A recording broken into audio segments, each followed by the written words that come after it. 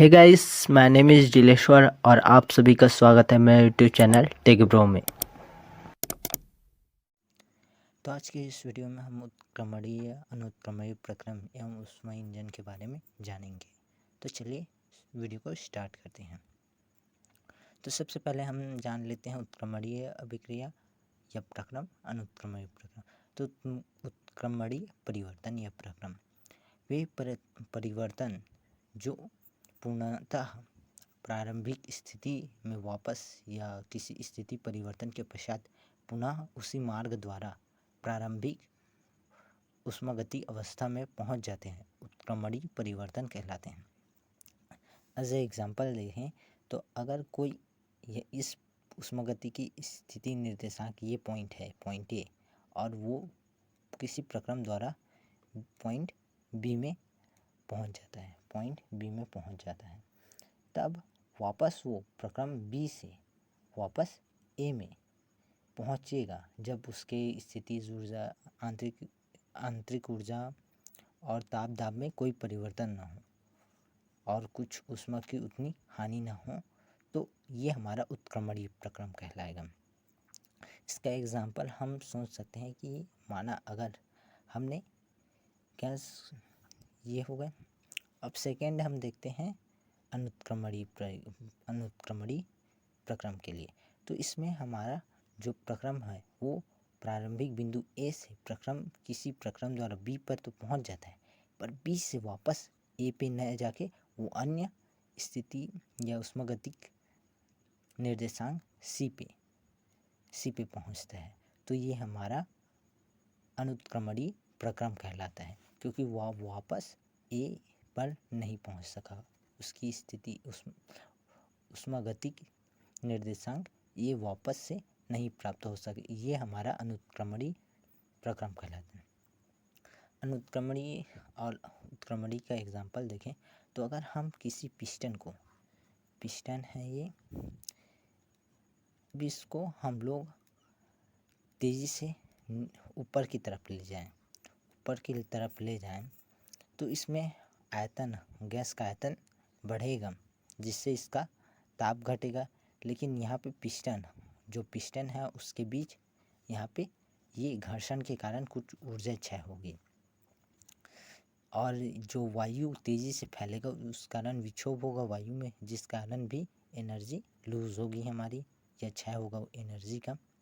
अब वापस इस पिस्टन को नीचे की तरफ दबाया जाए तेज़ी से, तो हम वापस से वही प्रोसेस में आयतन में कमी होगी जिससे और घर्षण में कुछ एनर्जी व्यय होगी। तो इस कारण हमारा पूरा वापस से हम पॉइंट ए से पॉइंट सी पर, यानी पॉइंट ए से पॉइंट बी से वापस ए पर नहीं जा पाए।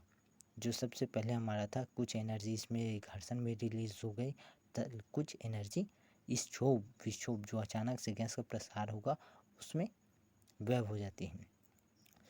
तो इस कारण ये अनुत्क्रमणीय है। लेकिन अगर हम किसी ऐसे काल्पनिक पिस्टन की कल्पना करें जो घर्षण रहित हो, जिसका घर्षण पूर्णतः ना हो, घर्षण उसमें हो ही ना, और उसे हम हल्के हल्के आराम से ऊपर की तरफ खींचें, तब उसमें अर्धस्थैतिक परिवर्तन होगा जिसके कारण इसमें कोई भी ऊष्मा क्षय नहीं होगी तथा ये हमेशा एक स्टेबल पोजीशन में रहेगा। अब इसे वापस से वापस ए में लाने के लिए हम अगर वापस दबाएं, तब ये इसमें भी घर्षण नहीं है, इस कारण धीरे धीरे दबाएंगे तो इसमें ऊष्मा का कोई भी परिवर्तन या क्षय नहीं होगा और ये वापस अपनी प्रारंभिक स्थिति में आ जाएगा। ये हमारा उत्क्रमणीय प्रक्रम का एग्जाम्पल है। अब देख लेते हैं उत्क्रमणीय प्रक्रम के लिए आवश्यक शर्तें। उत्क्रमणीय प्रक्रम के लिए आवश्यक शर्त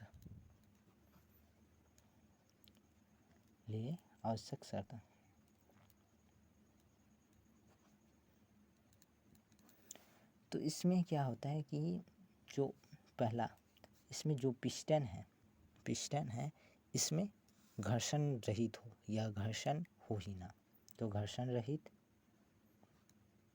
रहित होना चाहिए जिससे घर्षण से ऊर्जा का क्षय ना हो, और दूसरा जो पिंड है इसमें से ऊर्जा या निकाय है यह पूर्णतः ऊष्मारोधी हो। ऊष्मारोधी होना चाहिए निकाय,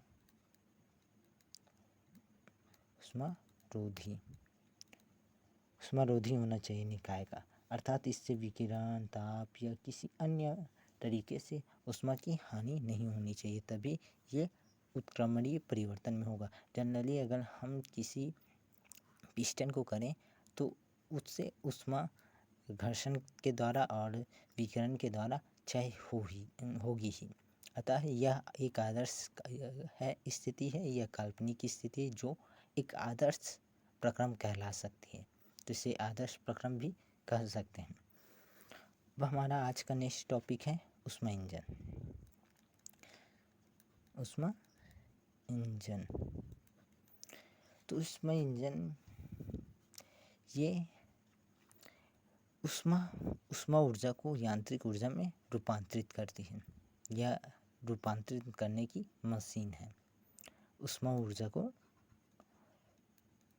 यांत्रिक ऊर्जा में, यह अर्थात यांत्रिक कार्य में बदलने की मशीन को हम ऊष्मा इंजन कहते हैं। तो इसमें 3 पार्ट होते हैं, इसके 3 पार्ट। पहला ऊष्मा स्रोत, दूसरा ऊष्मा सिंक और तीसरा कार्यकारी पदार्थ।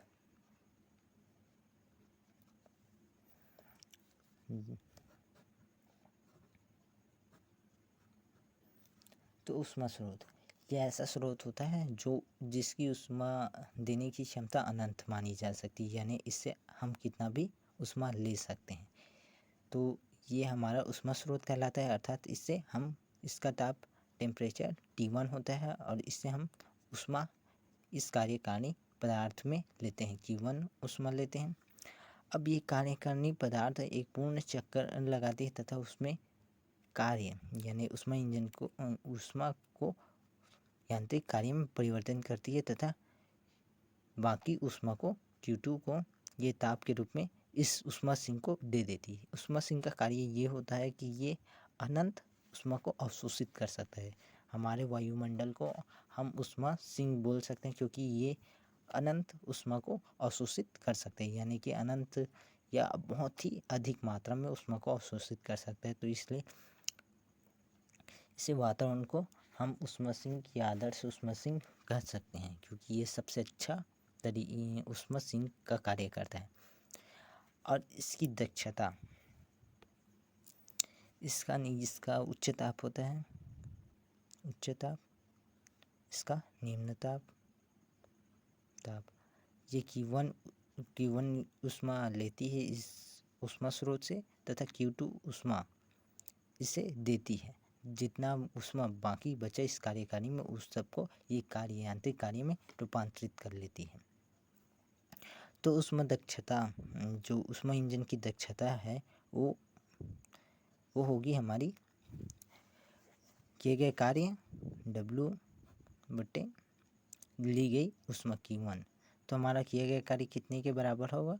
Q1 minus Q2 upon Q1। तो ये हो जाएगा हमारा 1 माइनस Q2 अपॉन Q1। तो ये हमारी ऊष्मा इंजन की कार्य दक्षता है, अर्थात वो कितने % ऊष्मा देने पर उसे कार्य में परिवर्तित कर सकती है। तो यही दक्षता है ऊष्मा इंजन की।